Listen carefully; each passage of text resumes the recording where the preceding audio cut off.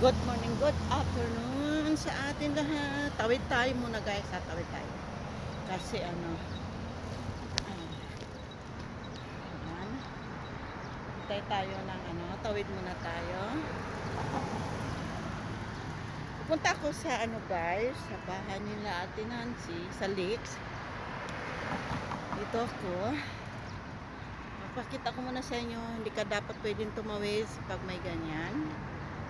Okay? Pupunta tayo doon kasi doon muna tayo magtatambay dahil sa gera. Okay guys, kasi nakakalungkot pag ikaw lang mag-isa.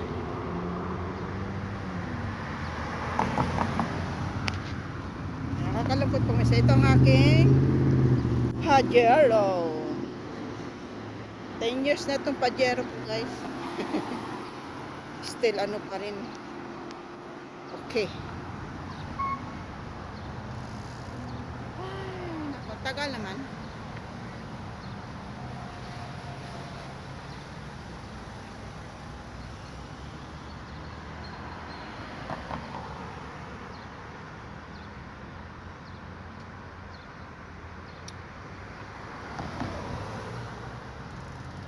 Yan guys, dito tayo kasi maliligo kami sa dagat mamaya. Daling araw. Tanggal stress.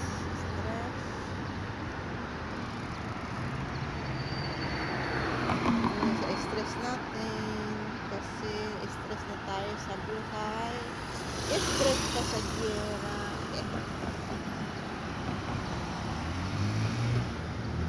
Papakita ko na sa inyo din guys kung saan ako dapat dadaan. Kasi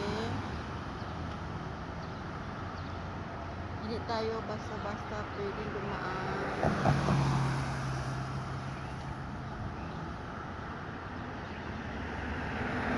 Hindi ka guys sa Pilipinas kahit tamang tawiran na, hindi pa rin, hindi ihinto ang mga sasakyan. Wala silang pasensya. Panggain ka kung panggain. Dito hindi pwede. Okay. Maklikan ka ng camera, patay ka. Dapat dun ganun din sa Pilipinas ba? Everywhere may camera para madala ang mga driver na magsagasa ng tao. Para hindi ba magpindot kaya ako. Ang tagal. Pipindot tayo. Ang tagal eh. See? Yan. Banggain ka sa banggain. Kailangan magdala sila na multa pa. Dito tayo sa yellow line. Yan. Yellow line. Yellow line. Yan. Yellow line tayo. Tayo. Dito dapat ako dadaan. Pwede naman din dito. Basta sa yellow line ka lang. Kasi mahirapan ako doon magbuhat ng aking bisikleta pag nandun ako. Kaya dito lang tayo. Ito ang aming daan papunta doon sa lake. Dati din ako tumira doon. 4 years din ako doon. Pero yan, masasalubong mo mga sasakyan guys, pero dahil nasa tama kang linya, hindi silang iwas kasi nasa tamang lugar ka pa. Ganito sila dito ka-disiplina. Ayan, may nagbibisikleta. Kita nyo yan, may nagbibisikleta. Dito din siya ang daan niya. Supposed to be dyan siya dadaan dapat, pero dahil nasa yellow line tayo, meron din sa likuran ko rin guys na nagbibisikleta. Okay.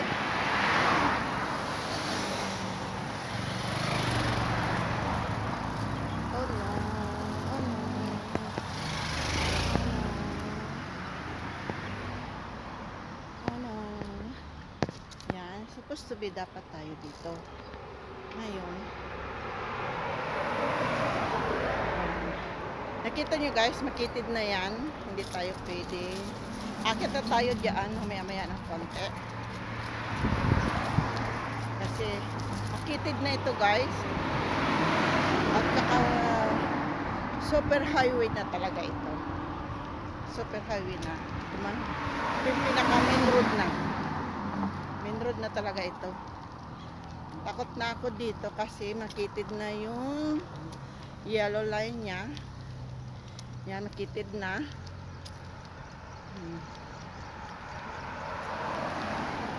Akyat tayo dito. Pakita ko sa inyo. Akyat tayo dito. Medyo sa... Kasi mataas yung yan, yan, yung gutter na yan. Mataas yan. Hindi kaya ng bike ko.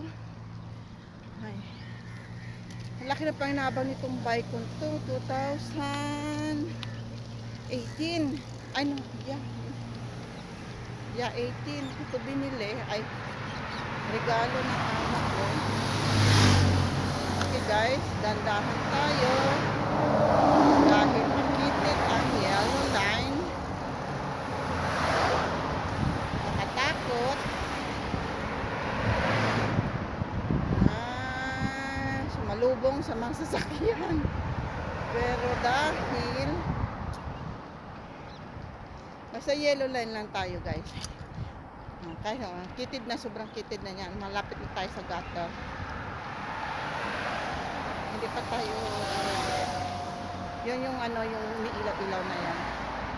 Diyan, mababa na yung ganyan yung daanan natin. Rough road. Yan, diyan, akit tayo dyan. Basta tayo makarating.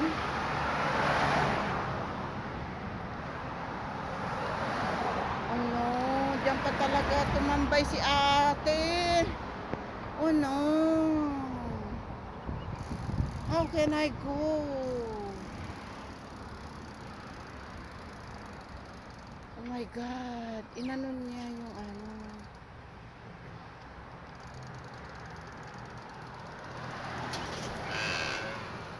Little bit.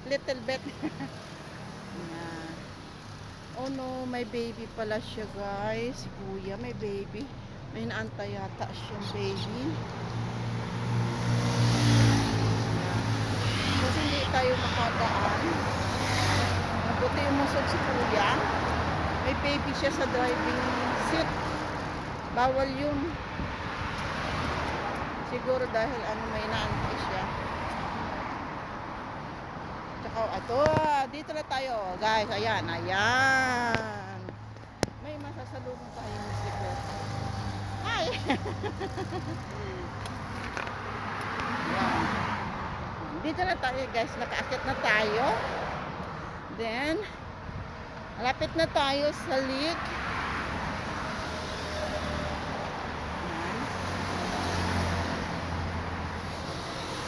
Sakit din kayo sa puwet guys ha. Sakit din sa puwet na ano, mag-bike. Oh my God. Nilagyan ko ng towel yung aking upuan. Sakit sa puwet.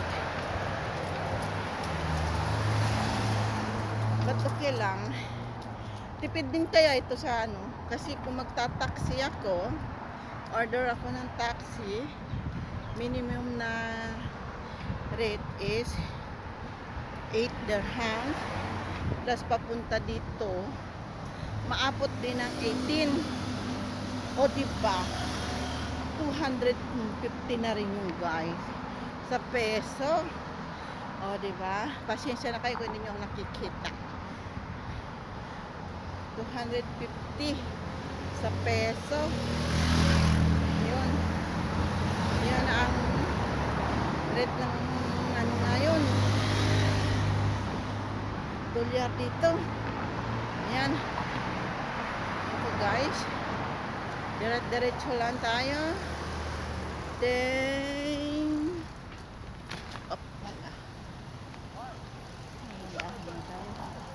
Nandahan lang. Kasi maliit na yung kanyang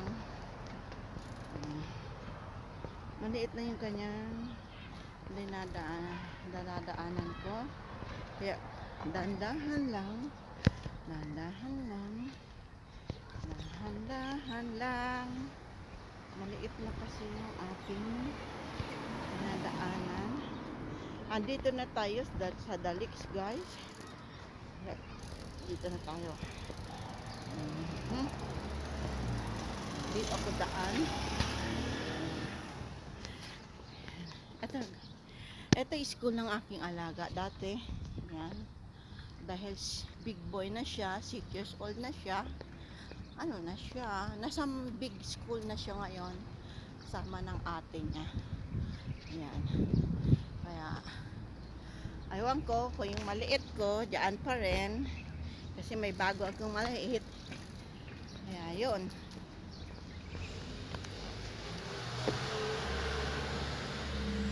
Ay, kuya! Kamusta? Ay, kamusta? Akala ko umuwi kayo ni Ate Emma. Hindi kayo umuwi? Ha? Hindi?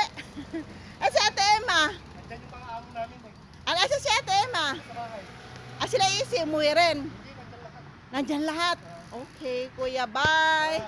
Punta kayo ngayon. Nasa Meadows 1. Oo. Malapit lang dito. Malapit lang. Oo. Ayan yan. Okay. Nakasalubong ko si kuya. Yung dati ng kalaro ng aking alaga. Ayan. Hindi pala sila lumabas. Ayan. Dito na tayo. Sa the green. Ito na ang lakes, guys. Ay, tuyo ang mga maganda ang mga ano niya, tuyo. Kasi guys, holiday ngayon, walang pasok ang mga bata. Kaya ang ating mga halaman ay tuyo. Dahil walang maintenance na gardener na nagdidilig. Ayun, guys. Marami pa rin kahit ganito, guys, sa lugar dito. Kahit may ano, putok dito, putok doon, putok sa buho, putok sa kilikili, putok na tinapay. At least, guys, medyo peaceful pa naman konti. Ayun. Peaceful pa naman, pero yung activity mo limit pa rin kasi nga lalo mahirap sa mga bata na nag-aaral kasi sarado ang kanilang eskwelahan. Ayan.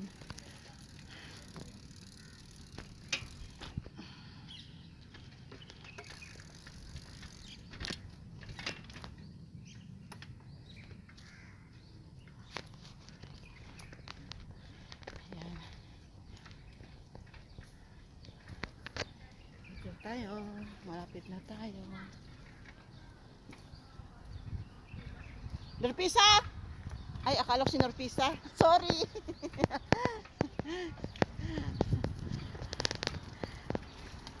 Kaya tawag ko yung mga matanging dating pagkakala ko ano. Yeah. Kasi sarado ang school dito, guys. Kaya yun ang sinasabi ko, mahirap. Wala activity dito. Okay, guys, see you in my next vlog. Out po muna kayo. Thank you for liking and for share.